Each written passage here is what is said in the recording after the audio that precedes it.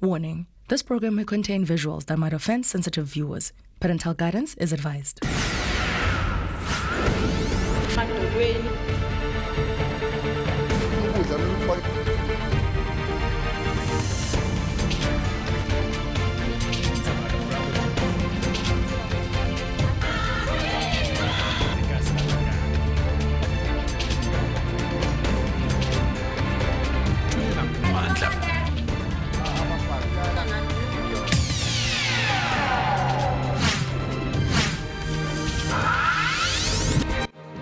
The Eastern Cape has been thrust into the limelight recently for its alarming rate of poverty. The situation is so dire that some people have resorted to death to end the torment.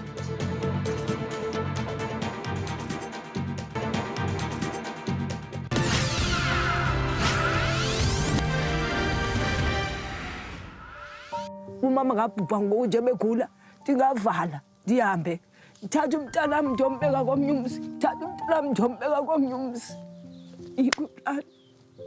Kunzima kakhulu nasesitela ukubona umntwana emncinci engazolala engatyanga. You are asking ukuthi, do we only give people food when we go out? No. We only give food when we are alerted that there's somebody who is hungry. Siyakelela uGavumenti. Sisamazi kwathina sifa njengani banithetha ngoGavumenti. Asimazi kwa uba indoda ehlala apha thina. Simazi kwa yini.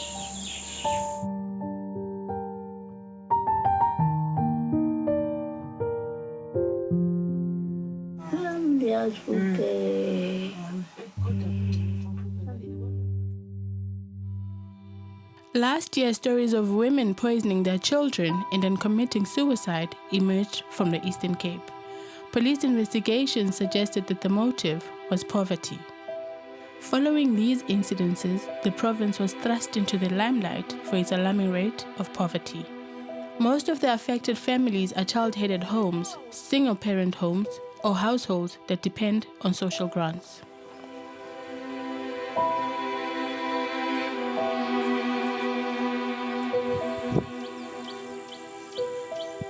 A forgotten corner of Port St. John's. Eqebeni taps have been running dry for the past 7 years. There are 20 communal taps in the village, but none of them have water. And for these residents, this dirty stream is their only source of water. Sisela nenkomo nedonki namahagu yonke into siye sithi ke xa sibona ba angena amanzi amdaka kakhulu phasi khakhona esigonqeni siphinde siguntywe udaka silukhuphele ngaphandle.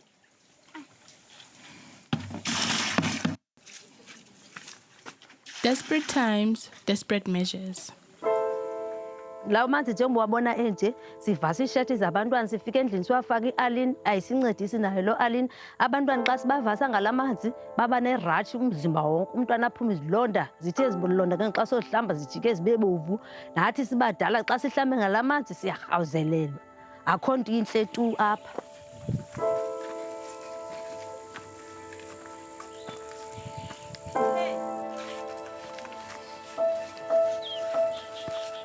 Poverty as a result of high unemployment is rife in this village. Since her mother's death almost 3 years ago, Solami Mtabategi has been the sole guardian to her 6 young siblings, with the youngest being a year old when she took up the responsibility. Solami feeds the family with the social grants she receives for her siblings. Although grateful for the help, she says the money is not enough to support the family. Emthini or andiniki kodwa ke xa kubona ba hayi kuncinci nyani ke ngoku thina sibadala ke singatyi siyekela abantwana.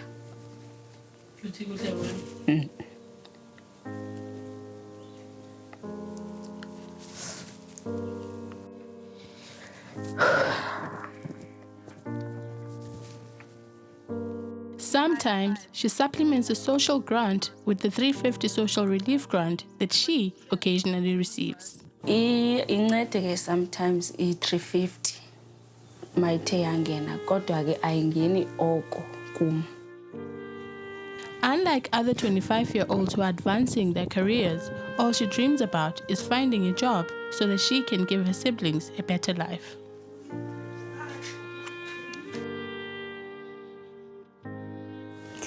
kunzima. Sometimes kuba nzima nje ukulala ebusuku ucinga uba ndizokwenza kanjani na ndizothini. Ndiyehluleka nami because ndiyi-one. Yeah. If ndingathola nje into endingayenza engenisa imali, ngabutshintsha ubomi bethu. With the unemployment rate in the province said to be the highest in the country, the Eastern Cape is also grappling with extreme poverty and hunger.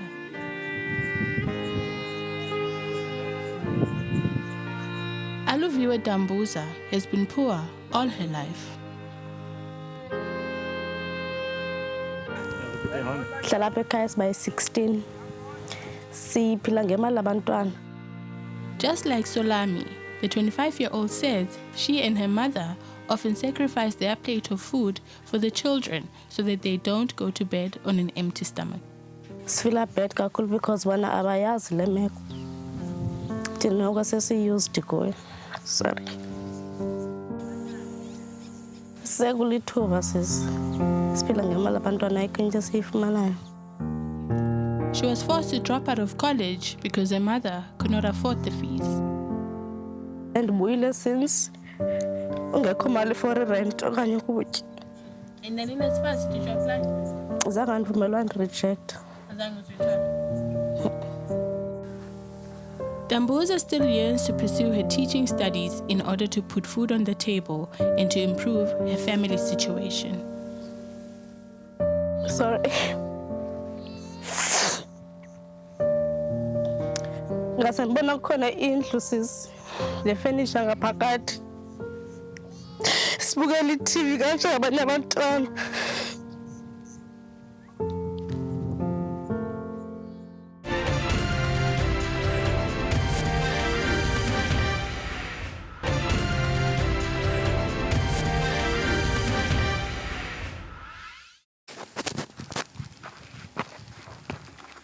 Although many families live below the poverty line and feel neglected,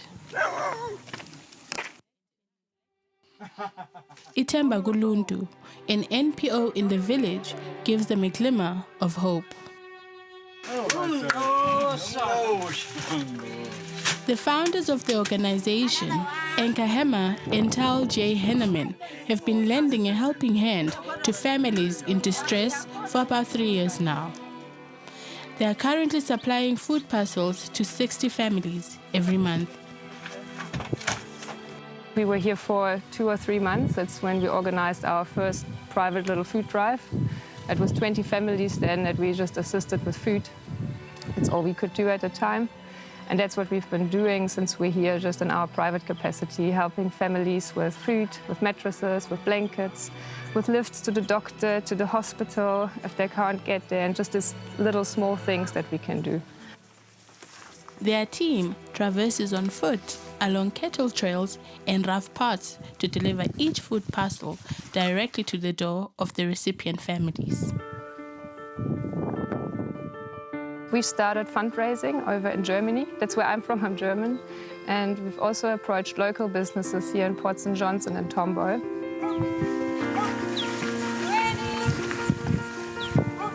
We're getting funds in to buy the food parcels. And those are food parcels that actually feed a family of 8 to 10 people for a month. Eventually, we would really like to help way more. So by end of the year, Itemba Kuluntu's goal is to feed at least 500 families each month. One of their food parcel recipients is 92-year-old Goko Maswelegile Pechana and her family. Goko Pechana lies in agonizing pain on the floor of her mud house. She applied for an RDP house in 1999, but she is still waiting for it. Although the nearest hospital is over 30 kilometers away, her family says transport to get her there is scarce due to the poor conditions of the roads. The clinic is much closer. However, the family says she is often given pain medication alone. The only income of the family is Gogo's old pension grant. Gogo supports her 46-year-old daughter as well as her grandchildren.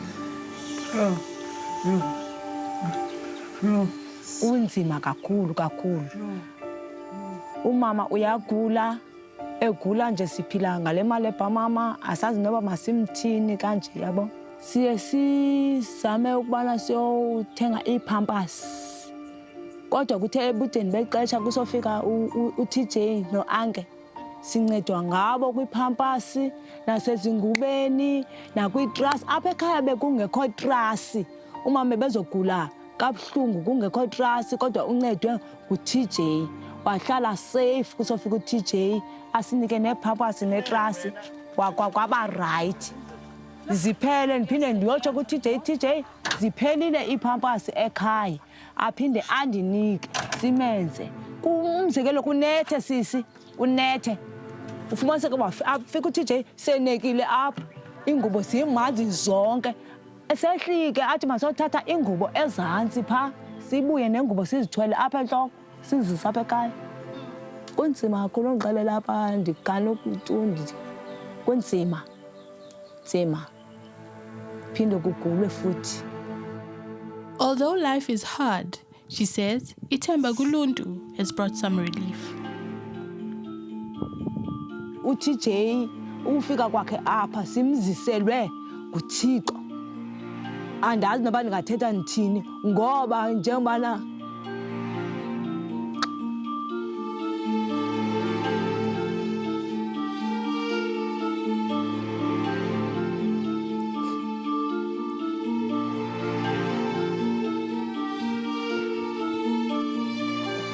njengobana mama egula.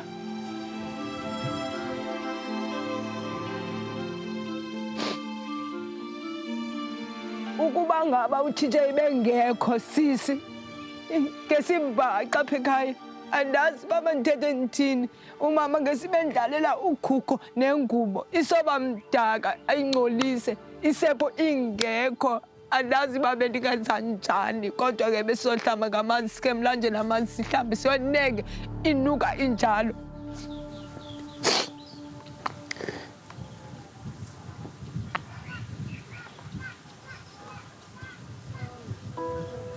She wishes to have a proper home for her family. Ingasi ke umbono wami kungaba khona indlu apha ekhaya, nathi sizoba happy.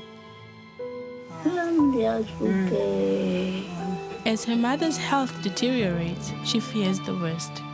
If her mother were to die, her and her children would live on handouts. Umama ngabhubha ngoku nje begula, ndingavala ndihambe ndithatha umntanam ndiyombeka komnye umzi, ndithatha umntanam ndiyombeka komnye umzi.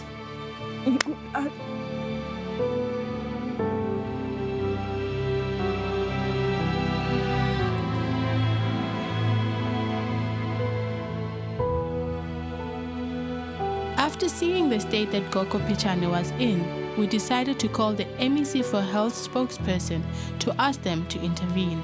He informed us that he had alerted the district of Gogo's urgent need. We waited all day for someone to arrive and nobody did. When we called the spokesperson the next day, our calls were not answered.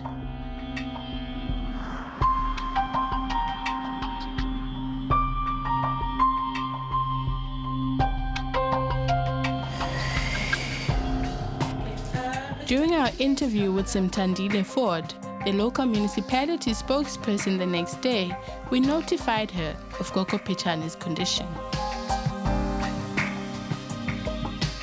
Remember, for us to come in and assist, we must be notified.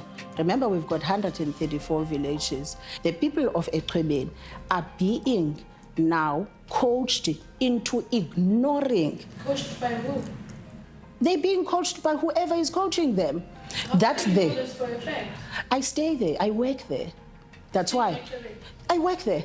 I'm there almost every week. Then how do you not know there's an old woman that is dying if you stay? We were never notified because we've got projects. Do your people go out and investigate the living conditions of people in the area if you live there, or if you work there? We work there every day. The family that you're talking about that is getting a sponsorship, we found that family. We found other family members that are also working there. We are not going to find everybody at the same time. If there is a query that is in a village, they know the process. The process is that you notify even your neighbor, by the way, to go and tell even the traditional leadership that is being now sidelined in that village. Nobody has turned away any query here. The query that we are currently attending in Ekweben, nobody brought it to us. We saw it on television and we ran. The media for you to know what's going on. We had known all along. The 114 people that we're talking about that are being now currently verified are people that are in the housing nets list. When we verified them, we found that they are in the waiting list to be getting houses because they were hit by a disaster in Ekweben. However, none of the families have received the temporary structures. She alleges that this is due to negative influence by some members of the community. It's this misinformation that will make people miss opportunities that they have. Because people take information from government, they tailor it to fit whatever narrative they want to build, and people at the end suffer. Because if you tell people to reject temporary shelters, you are telling them to remove themselves from a housing needs list. However, the community says they are worried that if they accept the temporary structures, they may not receive permanent houses. Some families have been living in these temporary structures for over 10 years, despite the government policy being 6 months. This woman has been living in a temporary structure for over 13 years. It was built after her home burnt down in 2010. Ndinyamezele ndihleli kule prefab babe ndakhele yona ngo-2010. Ayina first le yafa neglass yantinga ndikwazi uyivusa le glass. Namaqabaza ngaphakathi ayangena ndihleli kuyo ndinyamezele ngoba andinandlela kuzenzela enye indlu.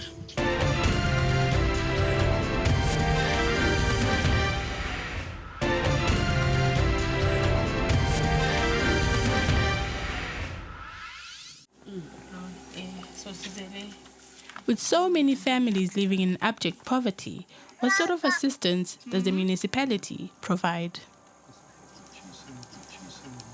Every time when we go out for an outreach, we normally partner with SASA. SASA is the government agency that helps us with food parcels. So people only get food parcels when you go out? People who have social grants, unfortunately, do not qualify to then get the food parcels because already government will say that you already are benefiting from this particular portion of provision. But you are asking, Uguti, do we only give people food when we go out? No. We only give food when we are alerted that there's somebody who is hungry. We then respond to that particular case. But you do know families, like you said, the 20 families that you wanted to give houses to. Have you been giving them food parcels? We have given them food parcels through SASA on the day that social development went to do a verification. But is a 510 social grant enough to sustain a family? The money that I get is not enough. That's what I know. That's my opinion. My salary is not enough. Do you think you're in touch with what's happening in these villages? I don't think I'm in touch. I am in touch. You are in touch? Absolutely. And you think that the assistance that you are giving as the municipality is enough for these families? Not at all. Not at all. Okay. It's far from being enough. What can you do better?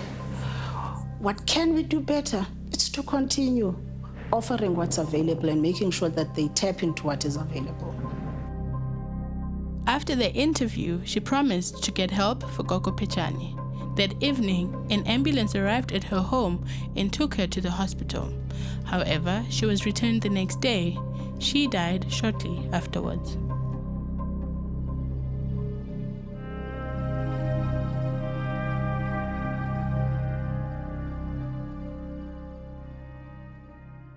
The average cost of a basic food basket per person monthly in South Africa is 760 rands.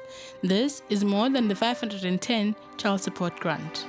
This means that many children in South Africa cannot afford enough food to meet their basic nutritional needs. An investigation by the South African Human Rights Commission has recommended that child hunger in the Eastern Cape be declared a disaster under the Disaster Management Act. We are very concerned about the environment that we found, where we found vulnerable members of society living in absolute squalor. That children dying of hunger constitutes a violation of their right to life, their right to dignity, in this case, their right to equality, their right to have their best interests be paramount in all and every consideration affecting them. And certainly their Section 27 rights, which is socioeconomic rights, and particularly their right to access nutrition. So there's a plethora of basic human rights violations when we see children living in squalor, when we see children and we see the data of children dying of severe acute malnutrition. The Department of Social Development has refuted claims that they are nonchalant about poverty in the province. The department, we're running almost 35 community nutrition and development centers across the Eastern Cape. And these centers, primarily what they do, they provide immediate meals for those people who are falling in between the cracks, people who are not necessarily earning social grant and who are not in a position perhaps to get employment. So in between is a halfway house. We running the community nutrition and development centers. In those centers, we provide nutritious meals for all the days of the week. Unfortunately, when we report children dying of hunger, clearly it's not enough. And that is not something that we have to question, because the data that we worked from is data that was coming from government departments themselves. After a hearing with government stakeholders, the Commission compiled a nutrition report. What we've done as the Human Rights Commission is we have asked that the child support grant be increased to at least reach the basic food poverty line, because unfortunately the child support grant has not kept up with food inflation, which means the very little money that is available for a caregiver to buy food for the children is simply not enough to cover their most basic nutritional needs. This is a family of 15, 9 of whom are children. An increase in the child support grant could bring much needed relief. This is a child-headed home, and the older siblings, Zosake and his sisters, carried the burden to provide food for the younger children. Zosake hunts wild animals, mostly monkeys, to feed the family. Kunzima kakhulu nasistela ukubona umntwana emncinci engazolala engatyanga, ngoba nawe ukwazi uba uzothini mhlawumbi, yabo. Ngazibona kwelinye ixesha sowucinga nokuyogoya, but aswayi mna ndibona ngcono ndihambe ndiyapha ezilwanyaneni zikaThixo ukuncedisa ke. As South Africa marks 30 years of freedom this year, residents of Eqebeni say they are yet to experience the better life for all that was promised. During his State of the Province address recently, the Eastern Cape Premier, Oscar Mabuyane, promised to create job opportunities and fight malnutrition in the province. We have noted concerns raised by the South African Human Rights Commission in their recent report on child malnutrition and right to food. As an intervention, we are investing 60 million to support 30,000 vulnerable households in anti-poverty sites. The investors we have attracted injected a combined 173 billion into our provincial economy to open new business operations and expansions of existing operations. This means business will continue to hire more people and invest more money into our economy. In short, this is a sign of better tomorrow. However, will the renewed service delivery promises be fulfilled to the fullest this time around? The community of Eqebeni is skeptical. Eyi, ngangandiyaqhankqalaza sister, hayi. Sendancama kohlala kunje. Sendancama hayi ngirhalela ngikutsho kwami. Uba ndithi ndiyozazisa ugovernment ukuba ndikhona. Lo wandilibalayo endazi. Hayi akasinakekeli shem ngoba ife besinakekela ngeba ndinetoilet ngeba ndinombane njengabanye abantu. Indlela yam mhlawumbi nayo nam babethu uyasinakekela. So hayi ayikho shem. And if ezinto ndizidingayo mna azenzeki andizitholi andizisponsathi sobantu-40. Hayi usiyekelele ugovernment. Sisamazi kwathina sifa njengani uba nithetha ngogovernment. Asimazi kwa uba indoda ehlala phi thina. Simazi kwayena. The passing of Gogo Pichani has plunged the family into worse poverty, as the social grant that she used to support them will be cut off.